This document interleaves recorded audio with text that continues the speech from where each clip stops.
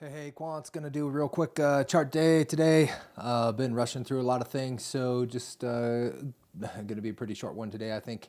Um, I'm going to be doing a couple of videos in the future, just more about the release of Click Alchemy. That's getting pretty close from a testing perspective.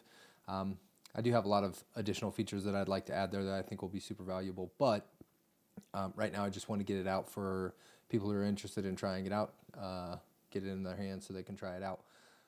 There's like a free tier, and I'll run that as long as it's viable. So it's not going to be a ton of credits, but it'll allow you to create like 3 or 4 images and thumbnails and kind of go through the process. And that'll reset every month, so you'll be able to do that every month and kind of see how that works out. What else was I going to say? There was something else. Anyway, whatever. We'll just get into the charts here.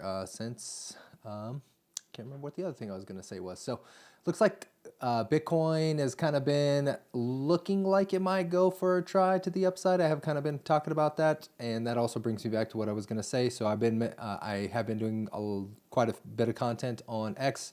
Not an overwhelming amount, but 3 or 4 posts a week, and I've been incorporating a lot of the GAN astrology stuff, and so the reason I just mentioned that is because, and why this reminded me of that is because we have the equinox coming up on the 20th, and so that's a GAN seasonal date, pretty pivotal date.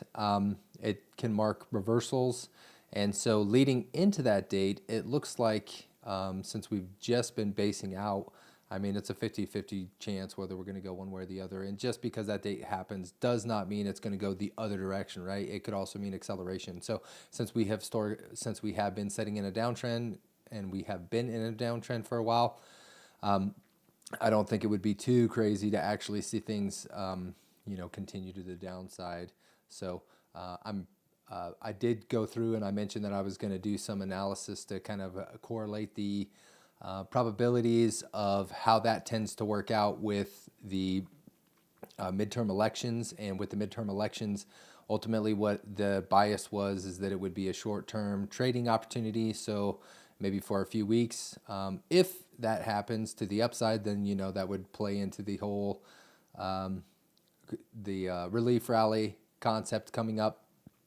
However, historically, and I posted this information on X so you can see it on there. Historically, what happens is the price will be lower later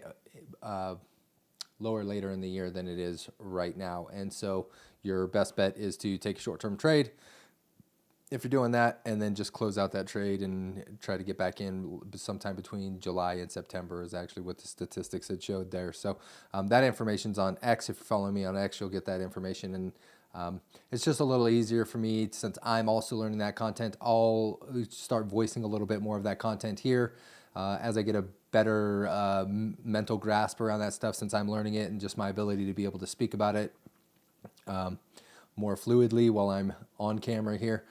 Versus what I can do on, in a post where I'll have time to like refine it and make it sound correct, right? So, or make it sound more legible for people and interesting. So versus me just trying to come up with something on the spot or memorize phrases or scripts or something. So anyways, back to Bitcoin.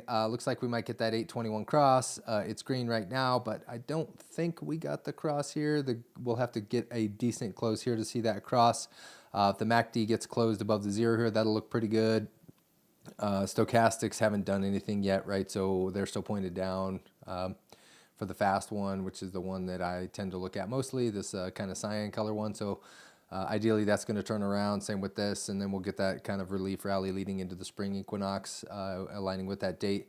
I heard some people talking about the volume and the volume dropping off as price tends to go up. Well, volume's increasing on this very short bit here. It increased on the very short bit here, and then it decreased while selling. So all that said, I don't think we're getting a lot of information from the volume here, other than to say, hey, we're in a range, pretty much what it looks like, right? So,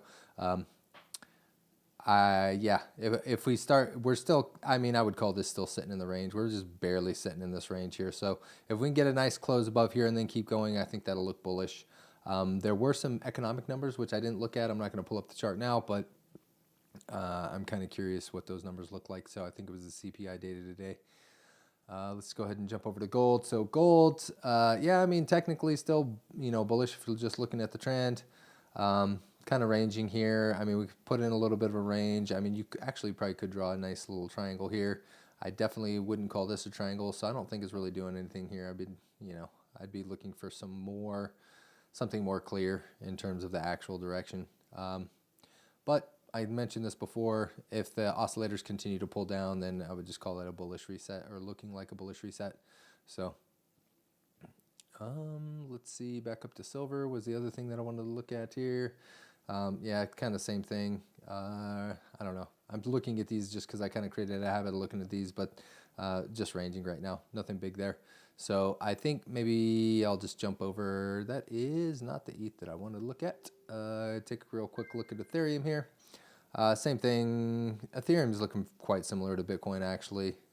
So, I wouldn't be surprised to actually see kind of a nice little run here.